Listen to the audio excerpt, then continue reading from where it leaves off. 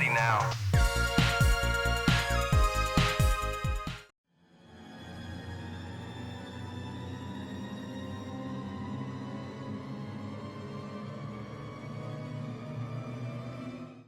Resident Evil 4 arguably needs little introduction, a landmark title whose DNA remains present 2 decades and several generations after launching. After a troubled development with multiple scrapped versions, one of which resulted in Devil May Cry at least, Shinji Mikami's reinvention of the horror series would trade tank controls and survival horror for intense action that never relents and action movie-esque set pieces that seem far away from survival horror. It's a decision that remains divisive amongst series veterans, but on its own terms, few third-person shooters offer the level of intensity and compelling action this game delivers. You are a long way from home, cowboy. You have my sympathies. Guess that's a local's way of breaking the ice. Leon S. Kennedy makes his return after Resident Evil 2, having been sent to a rural Spanish village after the president's daughter is kidnapped by a cult. His aim is simply to retrieve her, but it soon becomes much more complicated as another biohazard threat looms, with villagers turned into mindless, hostile husks, and the presence of bigger threats such as the hulking Torres Mendez. Sounds more like an alien invasion if you ask me. Leon's journey sees him travelling to multiple locations, all of which boast an understated yet unnerving atmosphere. It somewhat clashes with the voice work and dialogue, which while certainly leagues above previous entries, still has its share of hammy deliveries and corny lines, mostly spouted by action hero Leon. Where's everyone going? Bingo? However, despite these quirks, it proves a memorable yarn that could be enjoyed by fans looking for nuggets of world building and newcomers. So I guess we have no choice but to keep moving. I forgot something. You guys go on ahead. Lewis. Resident Evil 4 carries the rare moniker of being a paradigm shift for third-person shooters in this instance. Leon is controlled from an over-the-shoulder perspective, allowing you to move more freely than the tank controls offered prior, while still being able to perform a 180-degree rotation on the spot.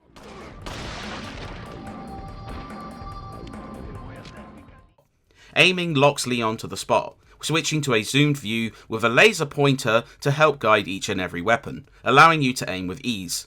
It works beautifully, making third-person shooters prior feel archaic by comparison.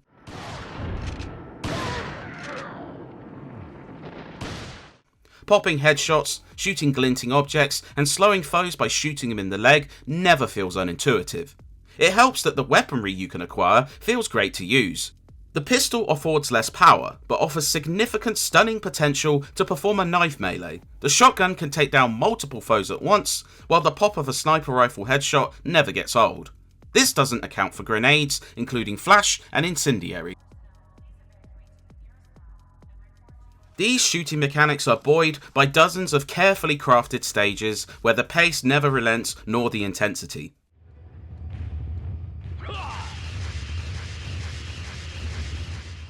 The village square sees you bombarded by villagers, which you can stifle by blocking doors with furniture, or even end early in New Game Plus by shooting the climax triggering church bell.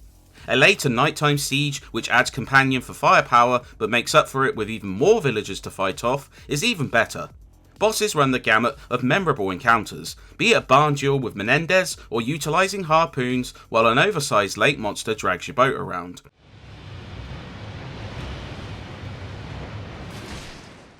It all hits the mark, constantly changing your expectations, then offering a curveball which keeps you glued. There are too many cool touches to list, such as headshots sometimes causing a mutation which sees the foe remain standing for longer, while stumbling foes tease this aforementioned moment which keeps you on edge.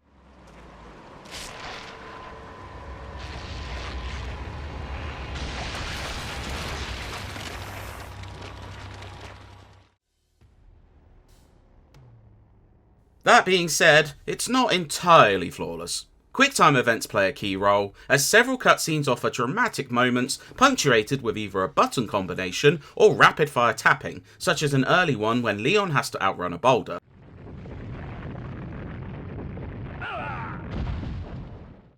These range from inoffensive to somewhat frustrating, and those coveting a low death run will find something these of a bane, as they can see Leon die in an instant.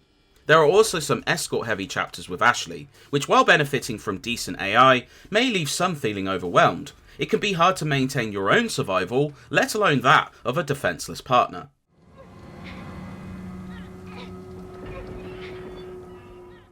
She can also be accidentally shot, which isn't an issue during general gameplay, but can be trickier when foes pick her up to kidnap her. But these are less gripes and more tiny cracks in an otherwise pristine, lengthy campaign that keeps you glued.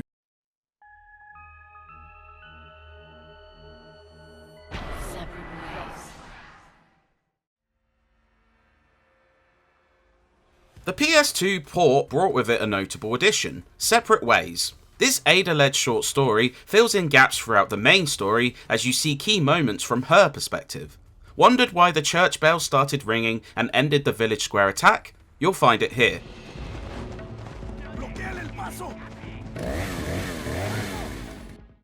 It's a satisfying add-on that offers more of a good thing, as while revisiting old areas again, Ada's speed and grapple gun shakes things up.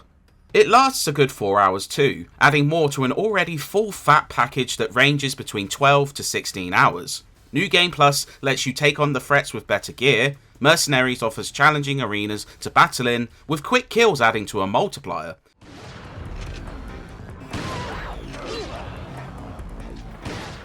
And Assignment Ada returns to offer a short yet intense mission with gunfights aplenty.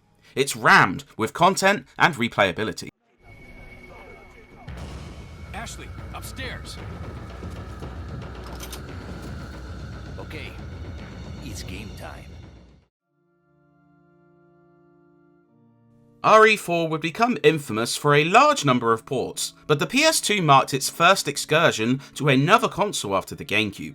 The visuals, while generally fantastic for the system, suffer some muddy textures that stick out, and the audio occasionally suffers from some compression that sounds less than pleasing.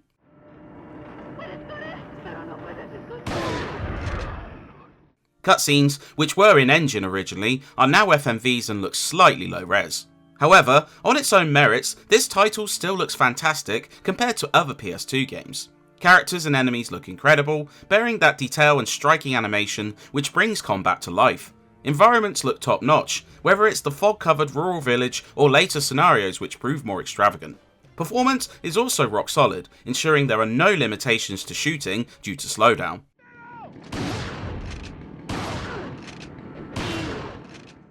Lighting, weather, and gore effects are all outstanding too, accompanied by fantastic music that adds to the intensity. Resident Evil 4 remains one of the most important games ever released, perhaps even more so than the original trilogy. The pioneering shooting perspective would set the template for third-person shooters, something many games even today utilise, albeit with tweaks such as cover systems. But it's easy to forget that it's also just a fantastic game on the whole, a relentlessly enjoyable action game that constantly engages, surprises, and keeps you playing with a litany of unlockable content. Some irritations and port-related woes can be discouraging, but it still remains one of the best action games you'll find on the PlayStation 2. If, somehow, you have yet to experience this landmark title, you should rectify that sharpish.